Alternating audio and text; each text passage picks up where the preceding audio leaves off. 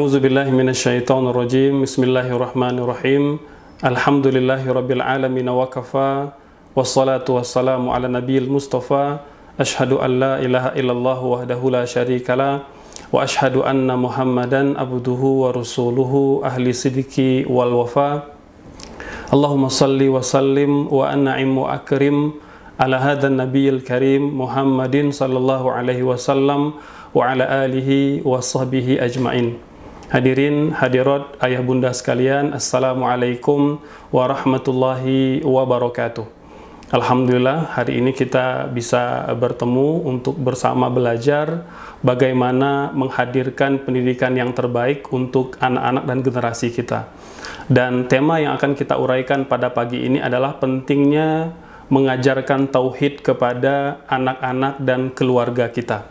Hadirin ayah bunda sekalian, mempelajari ilmu tauhid adalah kewajiban bagi setiap muslim dan setiap muslimah, dan mereka juga wajib mengajarkannya kepada anak-anak dan keluarganya. Ini seperti mana yang Allah uraikan dalam Al-Quran, A'udzubillahi minasyaitonirrajim, fa'lam annahu la ilaha illallah, dan ketahuilah bahwa dialah Allah, tiada Tuhan selain Dia. Ayat ini diuraikan dan disimpulkan oleh para ulama menjadi dasar normatif kewajiban kita untuk mengenal Allah Subhanahu wa Ta'ala, tentunya dengan pedoman dan panduan yang telah ditetapkan dan diletakkan oleh para ulama kita berdasarkan tuntunan baginda Nabi Muhammad sallallahu alaihi wasallam. Nah, hal ini juga itu ditegaskan oleh Rasul dalam hadis yang sahih. Dalam hadis Imam Muslim, Nabi bersabda, "Thalabul ilmi faridatun ala kulli muslim." Menuntut ilmu itu diwajibkan bagi setiap muslim.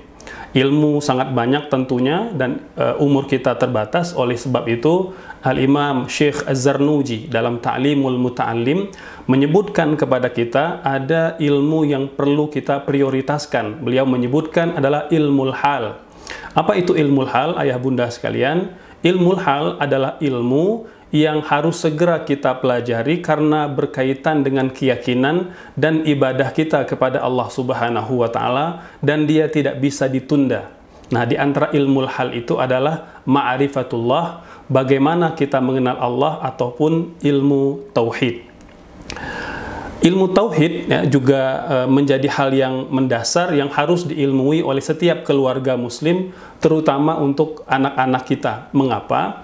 Karena jika tauhid tidak diilmui dengan benar berdasarkan panduan dari Allah dan panduan dari baginda Nabi Muhammad SAW, maka boleh jadi kita akan terjebak pada pemahaman yang keliru.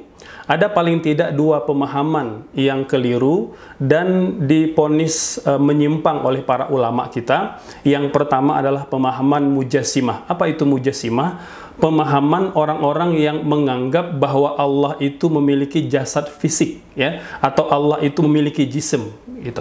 Ini adalah pemahaman yang ditolak, ya, dan kemudian tentunya perlu kita jelaskan kepada keluarga dan anak-anak kita.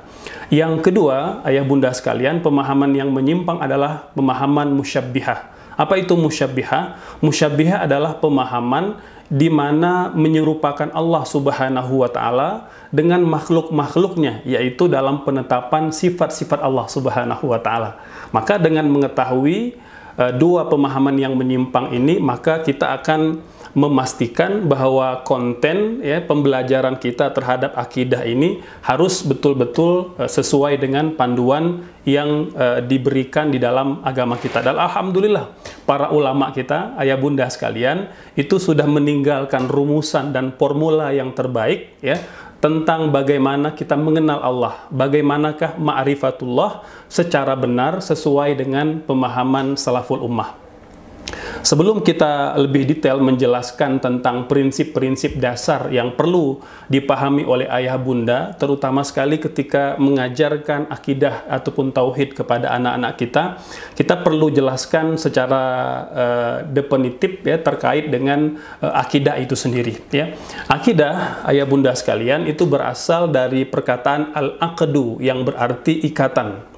Kemudian bentuk yang digunakan pada kalimat akidah itu, kata dasarnya mendapat tambahan huruf ya. Jadi dari aqada ya'qidu menjadi i'taqada ya'taqidu. Kalau akidah itu mengikat, tapi kalau i'taqada meyakini. Maka i'tikad ataupun akidah itu disebut oleh para ulama kita adalah keyakinan yang kokoh ya, tanpa ada keraguan, tanpa ada kebimbangan pada keyakinannya. Itu disebut sebagai akidah. Jadi kalau masih goyang ya, masih belum kuat, maka dia tidaklah dikatakan akidah. Baru menjadi akidah kalau dia telah telah tertancap secara kuat di dalam dalam pemahaman ya, dalam ilmu ya, dan dalam pemahaman kita.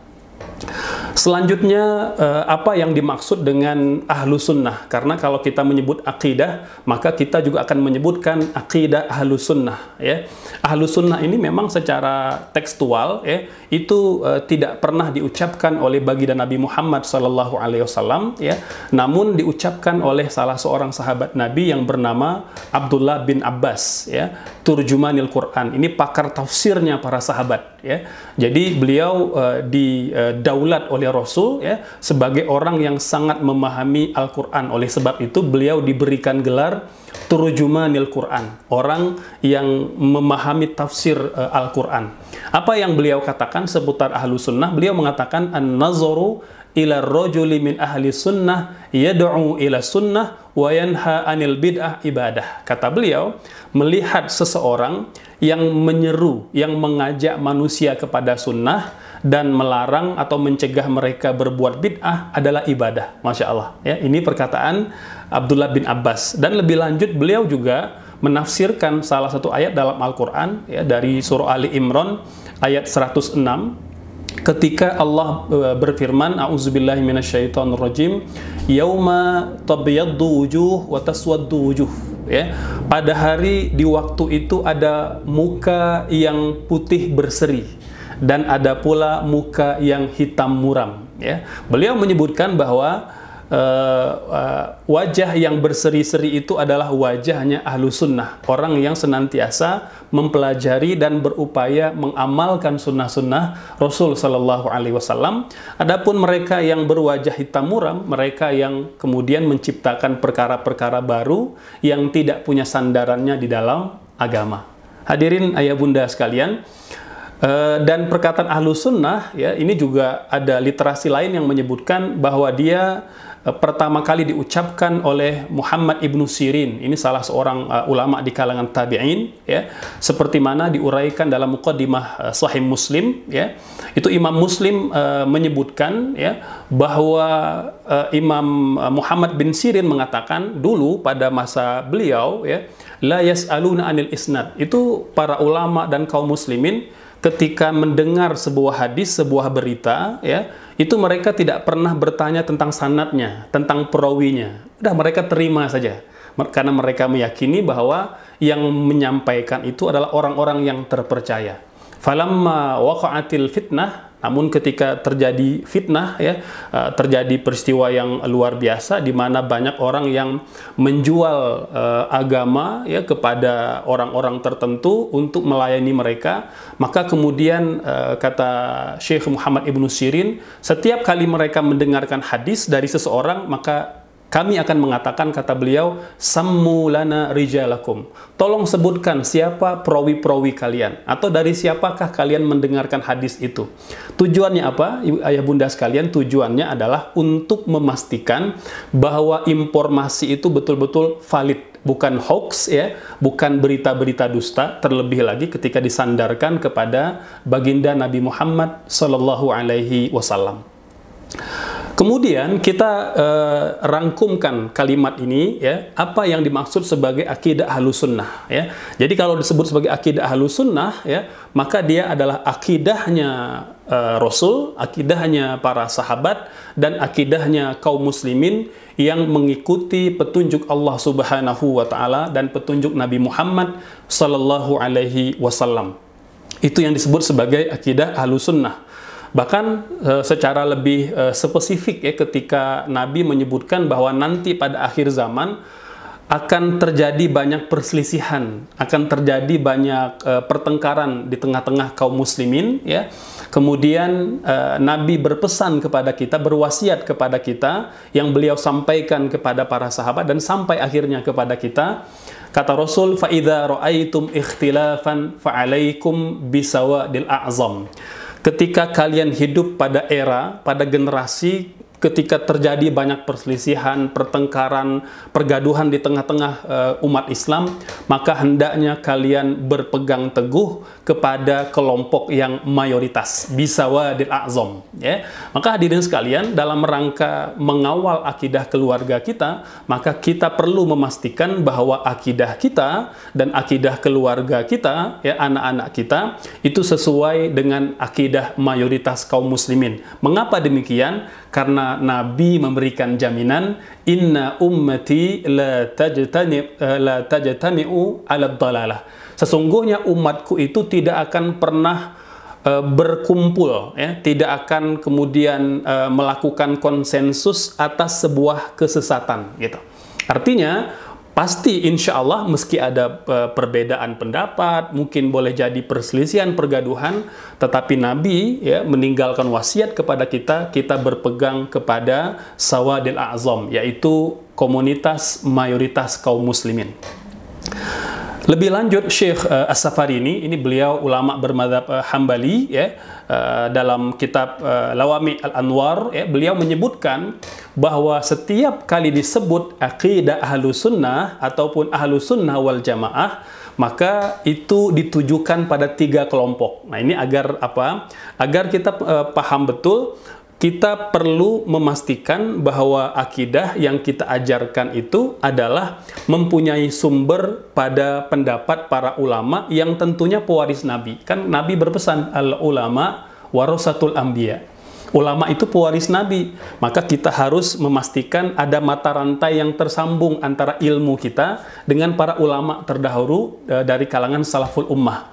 Dan kata Syekh As-Safarini, setiap kali menyebut Ahlu Sunnah, maka dia tertuju pada 3 kelompok besar kaum muslimin. Yang pertama adalah Al-Athariyah. Pertama adalah kelompok Athari, ya, wa imamuhum Ahmad ibnu Hanbal. Yang pertama adalah kelompok Athari yang dipimpin oleh, ya, salah seorang ulama terkemuka dari ulama madhab, Imam Ahmad ibnu Hanbal, ya, yang nanti kemudian terkenal dengan madhab Hambali, ya. Ini yang pertama, gitu. Yang kedua, wal Asy'ariyah, kelompok Asy'ari. Ini juga termasuk Ahlu Sunnah, wa imamuhum Abul Hasan Al-Asy'ari, ya, rahimahullah. Kata beliau, pemimpinnya adalah Abul Hasan Al-Asy'ari, juga ulama salaf, ya. Kemudian yang ketiga, kata Syekh Al-Safarini, adalah wal Maturidiyah, dan kelompok Maturidi. Ini juga Ahlu Sunnah, wa imamuhum Abu Mansur Al-Maturidi, ya, dan pemimpinnya adalah Abu Mansur Al-Maturidi. Jadi ketiga madhab dalam akidah ini, ya, itu persis seperti mana madhab yang kita kenal dalam hal fikih, gitu. Jadi dia tidak mengadakan akidah yang baru, tapi menghadirkan formula, ya, menghadirkan tuntunan dan panduan kepada umat agar mudah memahami seperti apa sih akidah Ahlus Sunnah itu. Maka merekalah yang menginisiasi, ya, yang kemudian meletakkan formula-formula penting, pedoman-pedoman penting bagaimanakah kita memahami akidah ini seperti mana tuntunan baginda Nabi Muhammad Sallallahu Alaihi Wasallam. Hadirin ayah bunda sekalian, selanjutnya, ya, kita juga ingin menguraikan bahwa Syekh Al-Imam Al-Baihaqi, ya, ini salah seorang ulama terkemuka juga, ya. Beliau menyebutkan ketika kita bicara akidah Ahlus Sunnah, ya, maka ada pakem, ya, ada prinsip-prinsip yang tidak boleh dilanggar, ya. Mengapa? Karena hal ini penting dan krusial, menyangkut hal yang fundamental dalam kita beragama, ya. Bahkan kan sampai Al-Imam Syafi'i rahimahullah mengatakan bisa menyebabkan kufurnya seseorang ketika pemahamannya keliru, ya. Maka oleh sebab itu kita perlu mengetahui apa saja pakemnya, apa saja formula, yang telah diletakkan oleh para ulama membimbing kita para orang tua dalam rangka mendidik ma'rifatullah, ya, pendidikan tauhid kepada anak-anak kita.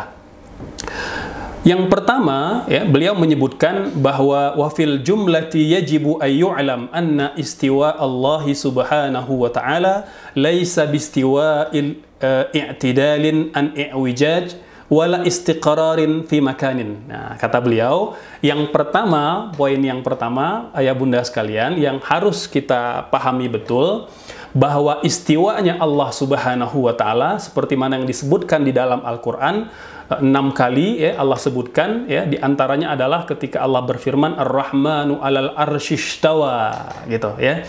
Nah, istiwa itu kata para ulama adalah bukanlah istiwa bermakna lurus dari yang bengkok, gitu, ya, karena memang makna tekstualnya itu lurus, gitu. Maka ketika kita menyebutkan istiwanya Allah itu bukanlah lurus dari yang bengkok, kan kalau kita sebut ada pedang ini lurus, maka boleh jadi sebelumnya bengkok, gitu. Atau misalnya jalan ini lurus, maka boleh jadi sebelumnya bengkok atau tidak lurus, gitu, ya. Maka ketika kita memahami sifat-sifat Allah subhanahu wa ta'ala seperti mana yang dikabarkan dalam Al-Quran, maka yang pertama, istiwa Allah itu tidak bermakna lurus dari yang bengkok, dan tidak pula istiqrarin fi makanin. Nah, ini penting, ya. Dan tidak pula dipahami Allah itu menetap di suatu tempat. Nah, Masya Allah, ya. Nah, ini penting, ya, sebagai prinsip akidah Ahlussunnah wal Jamaah. Jadi Ahlussunnah itu tidak pernah, ya, memahami bahwa Allah itu menempati ruang dan waktu, karena Allah itu laisa kamitslihi syai'. Allah tidak menyerupai apapun. Karena kalau dia menempati ruang dan waktu, maka dia fisik, ya. Fisik itu serupa dengan makhluk. Maka nauzubillah, Allah itu bukanlah serupa dengan apapun dari makhluk-makhluk yang dia ciptakan. Poin yang kedua, ayah bunda sekalian, bahwa wala mumasatin li syai'in min khalqihi lakinnahu mustawin ala arshihi kama huwa akhbara bila kaifin bila aina ba'in min jami'i khalqih. Nah, yang kedua adalah bahwa istiwanya Allah itu bukan pula menyentuh, ya, dari salah satu dari sekian makhluknya, akan tetapi istiwanya Allah di atas arash seperti mana yang dia beritakan. Nah, ini seperti penjelasan para ulama, istawa kama akhbar, la kama yakhturu fi qalbil bashar. Istiwanya Allah itu seperti yang dia beritakan, gitu. Udah, Allah istiwa di atas arash, gitu. Kita tidak mencoba menggali maknanya, kita tidak coba mengorek-ngorek, ya, menafsirkannya secara lebih detail, ya, apalagi mempertanyakannya, ya. Tidak boleh, gitu, ya. Nah, jadi kita kemudian tauhid kita serahkan kepada Allah subhanahu wa ta'ala yang tentu lebih tahu tentang dirinya. Poin yang ketiga, ayah bunda sekalian, wa anna ityanahu laisa bi ityanin min makanin ila makanin. Dan yang ketiga adalah bahwa sifatnya ityan, ya, sifat datangnya Allah subhanahu wa ta'ala bukan datang artinya perpindahan dari tempat ke tempat yang lain. Nah, jadi kalau kita kan kalau datang, kalau pergi, pindah dari satu tempat ke tempat yang lain, tapi Allah tidak. Karena Allah tidak serupa dengan makhluk, gitu, ya. Poin yang keempat adalah wa anna maji'ahu laisa biharokatin, dan maji'nya atau hadirnya Allah juga bukan sebuah gerakan. Kan kalau kita hadir, ya, atau datang, ada gerakan, kita berjalan, kita merangkak, atau kita berlari, atau kita menggunakan kendaraan.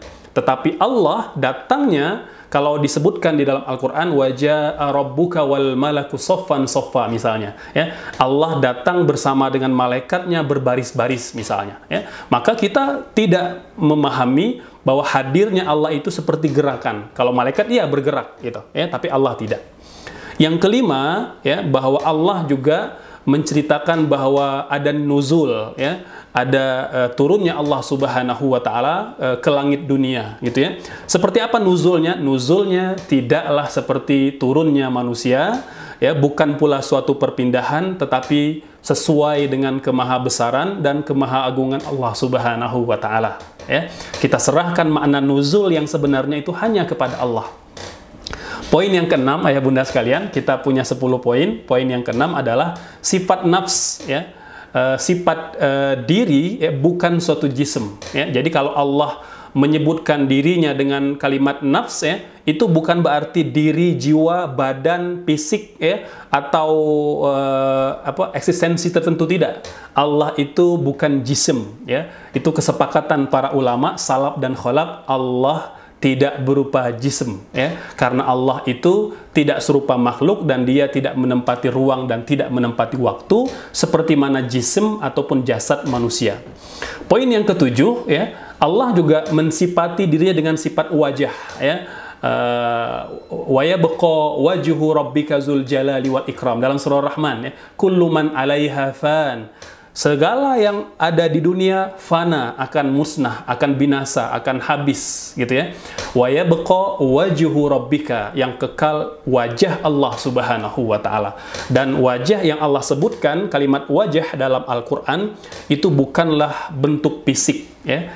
Apa bentuknya kita serahkan kepada Allah Subhanahu wa taala. Yang penting dia bukanlah bermakna zahir wajah seperti yang kita pahami. Karena kalau wajah, ya wajah kita, ada muka, ada mata, ada hidung, ya. Tetapi wajahnya Allah Subhanahu wa taala, ya, itu tidak bermakna zahir, gitu ya. Nah, jadi maknanya yang paling tahu adalah Allah Subhanahu wa taala. Kita serahkan kepada Allah Subhanahu wa taala. Sebagai ulama ada yang mentakwil, ya, kemudian mengatakan bahwa wajhu itu adalah kekuasaan, ya, kemahabesaran dan kerajaan Allah Subhanahu wa taala.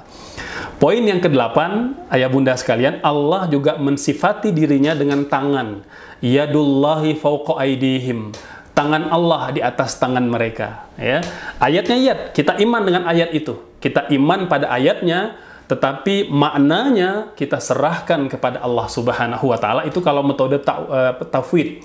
Kalau kita metode takwil, maka ayat di sana bermakna kekuasaan Allah di atas kekuasaan mereka.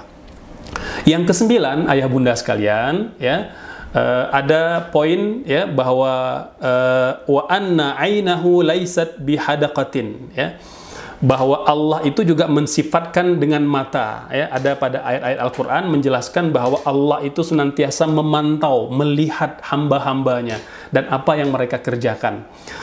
Ain, ya, itu bukanlah organ penglihatan. Itu yang dipahami oleh para ulama Ahlus Sunnah. Jadi mata ketika Allah sebutkan dalam Al-Qur'an itu tidak kita pahami secara zahirnya, ya, karena Allah lagi-lagi, ya, tidak serupa dengan makhluknya. Kalau kita kata Allah itu punya mata dengan makna zahir, maka kita menyerupakan Allah dengan makhluknya. Nauzubillah, ya. Ini hal yang terlarang di dalam akidah.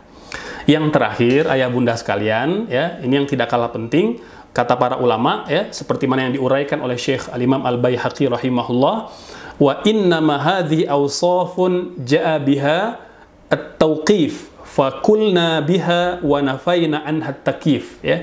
Kata beliau bahwa semua sifat-sifat Allah Subhanahu wa taala yang didatangkan di dalam Al-Qur'an, kemudian mungkin dijelaskan oleh baginda Nabi Muhammad SAW, itu sifatnya tauqifi. Kita tidak pertanyakan, ya. Kita tidak mencari tahu seperti apa, ya. Jadi kita iman saja, ya, iman saja tanpa mentakif tata cara atau makna secara leksikal. Apa sih makna zahirnya? Karena makna yang paling benar hanyalah dari Allah Subhanahu wa taala. Nah, hadirin sekalian, itu 10 prinsip atau 10 pakem dalam akidah Ahlus Sunnah yang harus betul-betul kita pahami.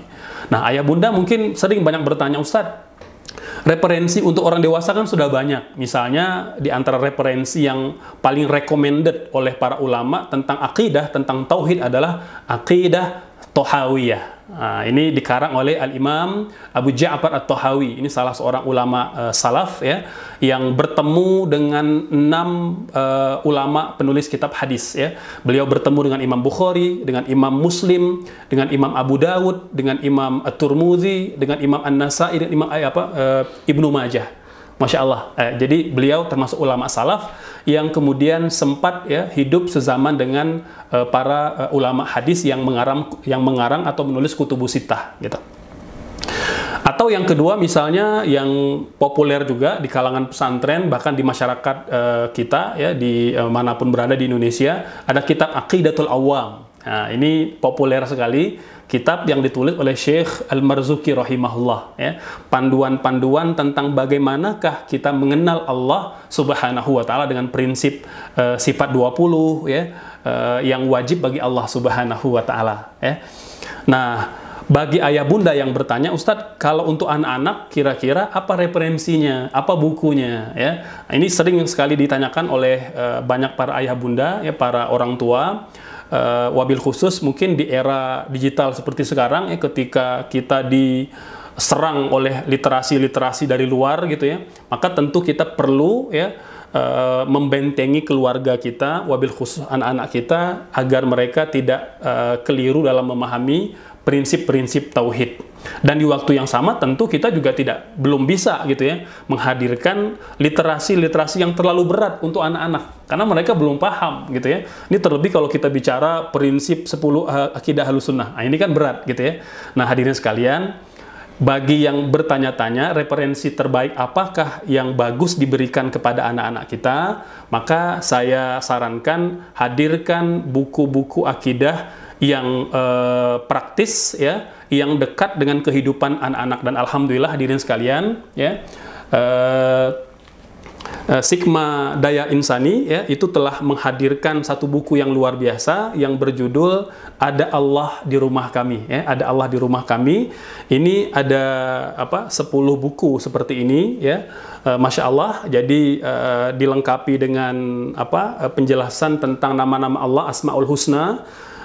Kemudian dikaitkan dengan kehidupan sehari-hari anak-anak kita ya, bagaimana melatih kesabaran, bagaimana melatih sifat kasih sayang ya, bagaimana melatih sifat bertoleransi ya, kemudian berlapang dada terhadap kekeliruan yang dibuat oleh orang lain gitu ya. Ini ada 10 buku hadirin sekalian, dan dengan pelbagai topik ya yang sangat menarik, dan alhamdulillah hadirin sekalian, ini literasi recommended banget dan Ahlussunnah banget ya. Mengapa? Itu terlihat pada parents guide-nya gitu ya. Jadi ketika mereka penulis ya, ini Mbak Oki Stenadewi ya, bersama dengan tim penulisnya itu memilih judul Ada Allah di Rumah Kami gitu ya. Kemudian pada lembaran Parents Guides itu ada note gitu ya, ada catatan pemilihan judul pada serial Ada Allah di Rumah Kami hanya makna majazi kiasan. Masya Allah ya. Ini tentu ya sesuai dengan pemahaman Ahlussunnah. Mengapa? Karena para ulama meyakini Allah tidak menempati ruang, tidak menempati waktu, gitu ya. Jadi Allah berbeda dengan makhluk, Allah tidak serupa dengan makhluknya, ya.